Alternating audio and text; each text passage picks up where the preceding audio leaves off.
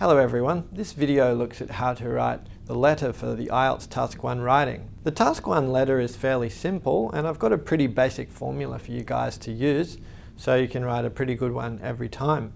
The first step is the greeting, second the purpose, the third is to answer the 3 points that they ask you to answer, fourth is a final statement, fifth the sign off, and sixth your name. When you get the test, they'll actually tell you what the greeting should be. It's probably something like dear sir or madam. So write that and then get straight into your next point, which is giving the purpose of your letter. So basically you're saying why you're writing. I always use the same structure if I'm doing a formal or semi-formal letter. That structure is I am writing with regard to, or I am writing to plus verb. What do I mean by this? Well, I am writing with regard to, then you put the issue of what it is that you're writing about. For example, if you're talking about signing up for a gym membership, I'm writing with regard to a gym membership advertisement that I saw. Something like that. Or maybe you're wanting to do something in your letter. In this case, you might say, I am writing to request information, to ask for some help, to complain about some bad service I got. Basically, I am writing to plus verb. So choose whatever one works for you, depending on the letter. Now, for the purpose, if you're writing a letter to a friend, so an informal letter, write it with this expression. You can copy this, it'll work. I'm just writing to let you know that, or I'm just writing to plus verb. Now, I'll show you the difference here. I've said I'm, see the contraction? That's showing the examiner that I know the difference between informal and formal letter writing. Adding the word just shows again that it's informal and it's a very natural word. The rest of it is pretty straightforward. Let you know, that's also a very natural informal expression. And just running to ask for, tell you, okay, tell you is going to be informal as well. So already with these expressions to state your purpose, you'll already be showing your examiner that you know the difference between informal and formal writing.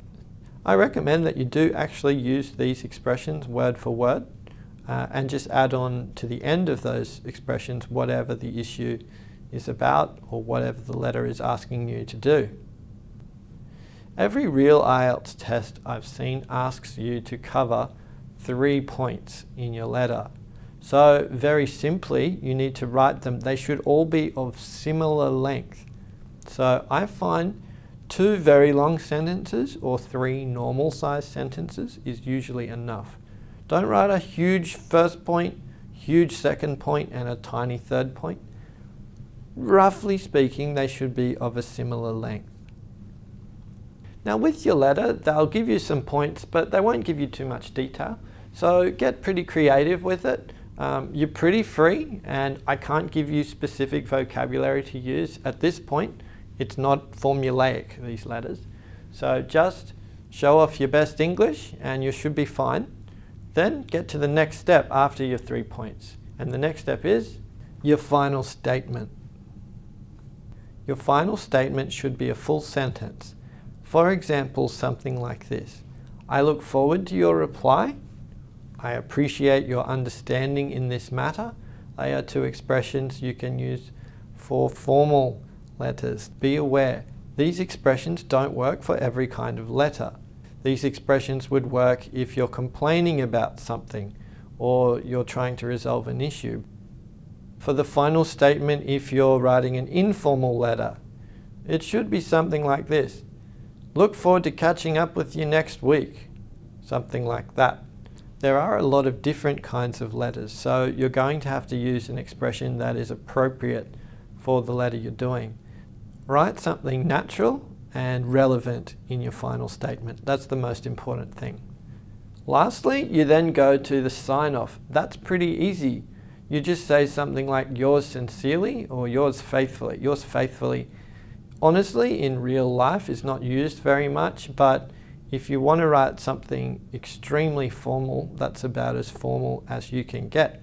Yours sincerely in business these days is more common, but either one should be fine. For an informal sign-off, just a short expression like all the best would be a very good choice. Then finally you write your name. So in a formal letter you need to write your full name. So first name and last name is considered your full name. For informal, just say your first name. That's all you need to write. For example, sign off, all the best, name, Baden. Let's look now at the example letter. This one is a formal letter. Here's the question. You saw an advertisement for a tennis course in England, but you have 1 or 2 problems and can't stay the whole course. Write a letter to the course director. In your letter, here are my 3 points. 1. Explain your interest in the course. Describe your problems and find out if a refund is possible. Let's go through this letter now and I'll show you how I do all of this. Now the first part, dear sir or madam, that's what you should write if you don't know the name of the person you're sending it to. Now the next step, as we saw before with my structure, is to give the purpose of the letter, and this is how we do it. I am writing with regard to your advertised tennis course this coming September.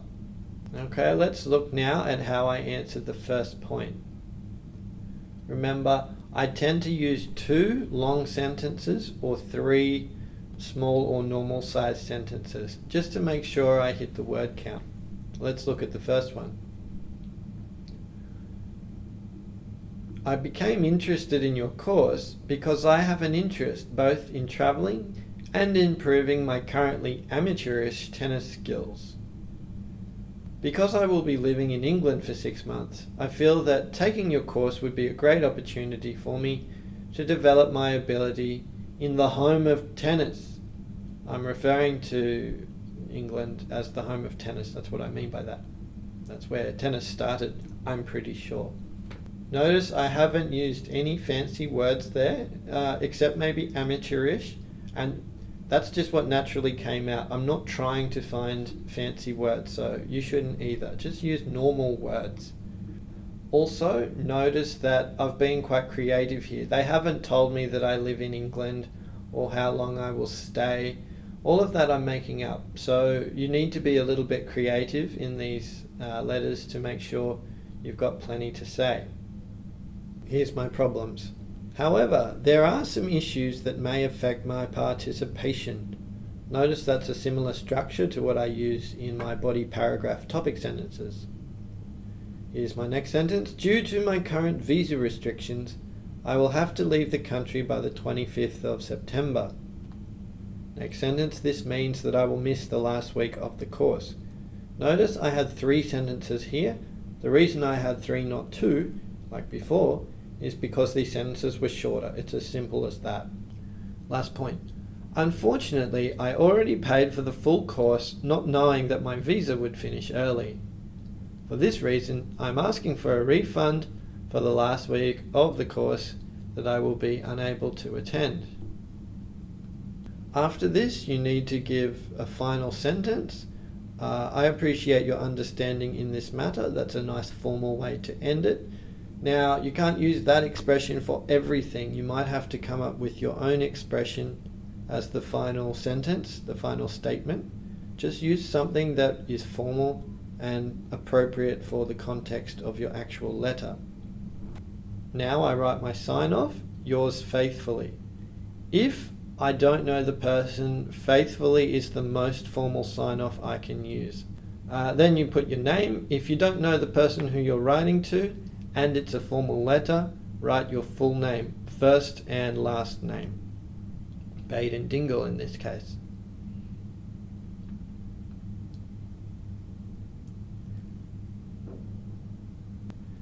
Now, to know if something is an informal letter or a formal letter, it's very simple.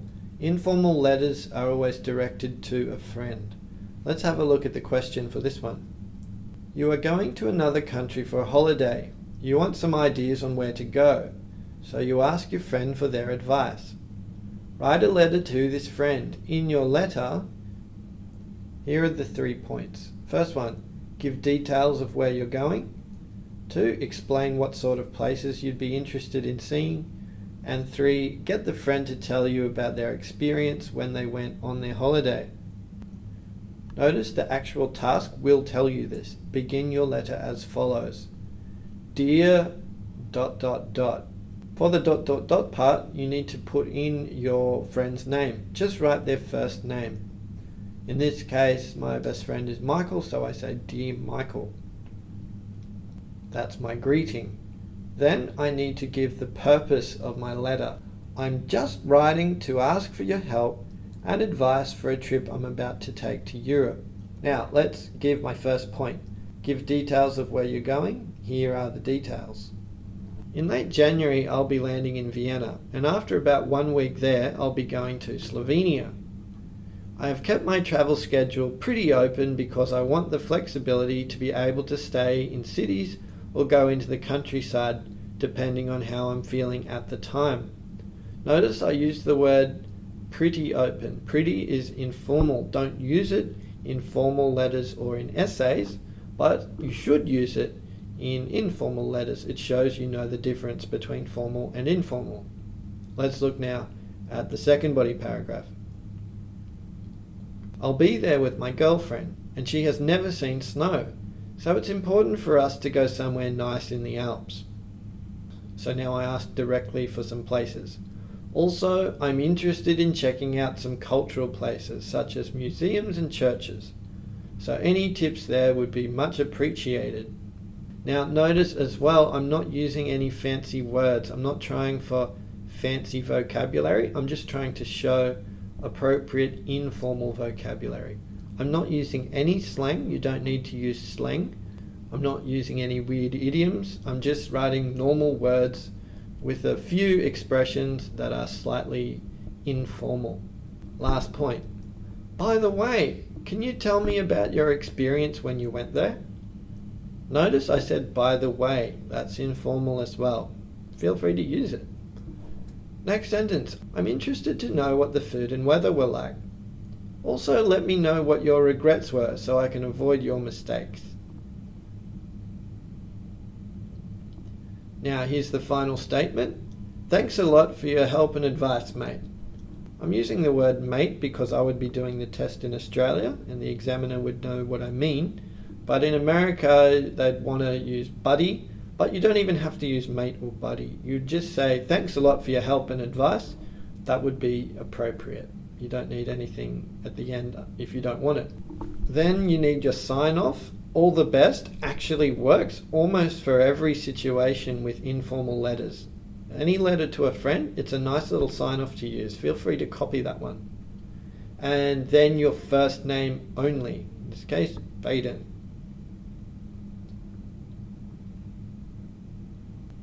Alright, now you've seen examples of both informal and formal letters.